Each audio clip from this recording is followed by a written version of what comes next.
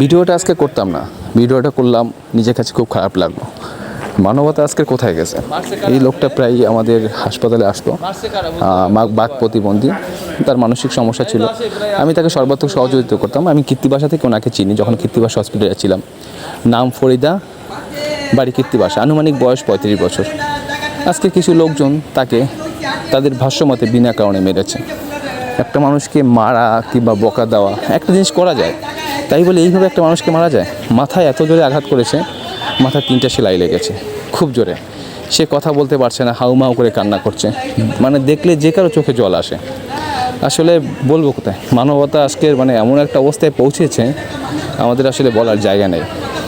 কিন্তু আসলে ভিডিওটা করার কথা না, করব না, কিন্তু আমার খুব কষ্ট লেগেছে যে আমরা আসলে যারা বাক প্রতিবন্ধী, উনি কানে শোনে না, কথা বলতে পারে না, তাদেরকে আমরা তো একটু মানবতা দেখাতেই পারি। যে সে অন্যায় করলো, একটু ধাক্কা দিয়ে সরিয়ে দিলাম, কিংবা পাশ কাটিয়ে চলে গেলাম, তাই বলে তাকে মারতে হবে?